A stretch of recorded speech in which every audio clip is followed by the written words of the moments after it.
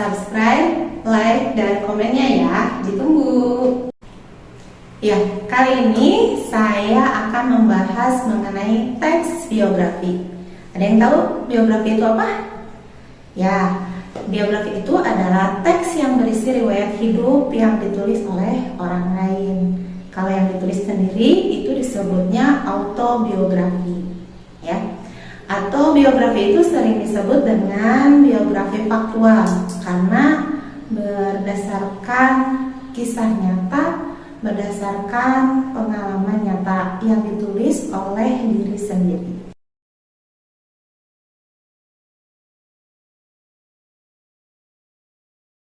Ya, karena biografi ini termasuk teks narasi, jadi pola penyajian teksnya sama dengan pola penyajian teks narasi. Jadi biografi itu sama dengan narasi, ya, sama dengan cerita. Hanya saja di dalamnya terdapat kisah yang sebenarnya terjadi atau peristiwa yang terjadi. Oke, pola penyajian teks biografi di sini ada yang pertama dilihat dari sudut pandangnya, yang kedua dilihat dari penggambaran tokoh, yang ketiga dilihat dari gaya penceritaan, yang keempat dari alur penceritaan, dan yang kelima dari fokus penceritaan. Pola penyajian teks biografi yang pertama itu adalah sudut pandang. Sudut pandang di sini dibagi menjadi dua macam, yaitu sudut pandang orang pertama dan sudut pandang orang ketiga. Sudut pandang orang pertama itu menggunakan kata ganti saya, aku, karena penulis itu langsung terlibat, langsung menulis teks biografinya.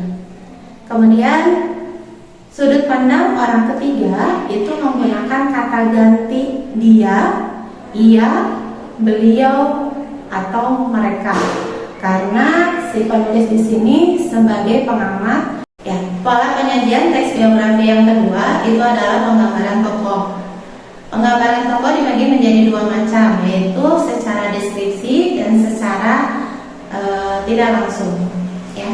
Secara deskripsi itu berarti si penulis menyampaikan secara langsung wujud tokohnya, menyampaikan secara langsung sifat tokohnya, karakter, dan lain sebagainya. Sedangkan penggambaran secara tidak langsung, si penulis menyampaikan karakter tokohnya melalui gerak-gerik tokoh, cara tokoh menyelesaikan masalah, seperti itu. Seperti pada teks lainnya, biografi memiliki struktur teks.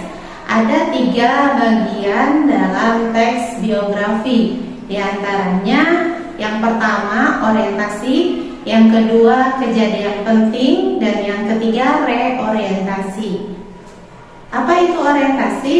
Orientasi di sini adalah sebagai pembuka. Pembukanya berarti memperkenalkan tokoh dari latar belakang, dari pendidikannya, atau dari tempat lahirnya. Yang kedua itu adalah peristiwa penting. Di sini peristiwa-peristiwa yang pernah dialami tokoh, yang pernah menjadi bagian dari tokoh sehingga dapat dijadikan teladan. Dan yang ketiga adalah reorientasi. Reorientasi di sini sifatnya opsional karena berisi kesan penulis terhadap biografi tokoh. Karena biografi itu adalah teks yang ditulis oleh orang lain, sehingga pada bagian reorientasi ini sifatnya opsional, boleh ada, boleh tidak. Seperti teks lainnya, biografi mempunyai kaidah kebahasaan atau unsur kebahasaan.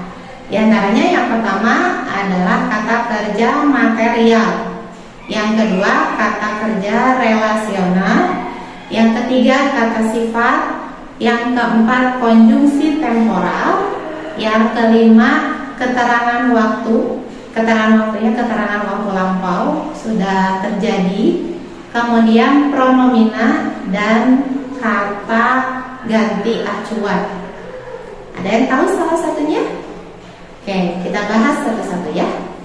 Verba material itu adalah kata kerja yang gerakannya terlihat. tindakannya terlihat. Biasanya menggunakan imbuhan me, misalnya menyapu, mengepel, melempar, dan lain sebagainya. Kemudian verba relasional, itu kata kerja yang biasanya digunakan untuk sebuah pengertian, misalnya ialah, yaitu, merupakan, adalah, dan lain sebagainya. Kemudian kata sifat. Kata sifat di sini adalah kata yang menunjukkan karakter, misalnya cerdas, rajin, ulet, dan lain sebagainya.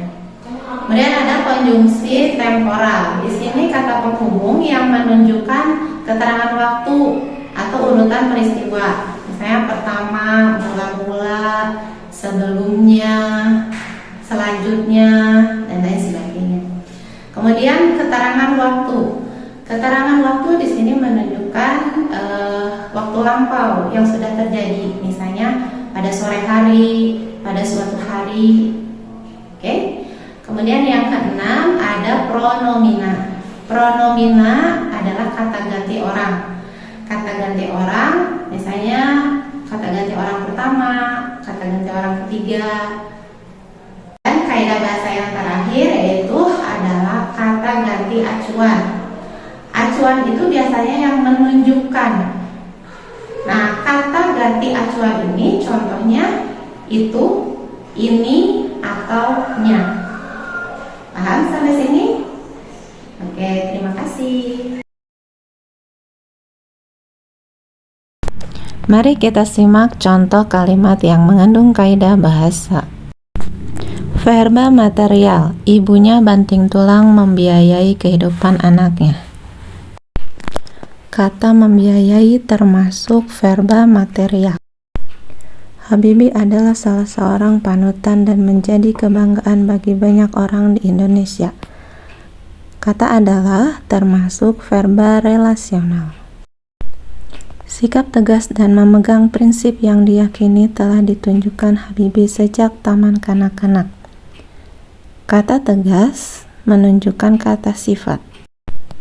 Setelah ayahnya meninggal, ibunya menjual rumah dan kendaraannya, kemudian pindah ke Bandung bersama anak-anaknya. Kata setelah termasuk konjungsi temporal. Pada pagi hari, Habibie harus berjalan kaki cepat ke tempat kerjanya yang jauh untuk menghemat biaya hidup. Kata pada pagi hari termasuk keterangan waktu. Ia menggunakan waktunya untuk mengikuti ujian dan bekerja. Ia termasuk pronomina atau kata ganti orang. Dengan gelar insinyurnya itu, Habibie mendaftar diri untuk bekerja di firma Talbot, sebuah industri kereta api di Jerman. Kata itu menunjukkan kata acuan, yaitu kata yang menunjukkan pada kalimat sebelumnya. Yaitu pada kalimat sebelumnya menunjukkan gelar diploma engineering. Beliau dilahirkan di Parepare, Sulawesi Selatan pada tanggal 25 Juni 1936.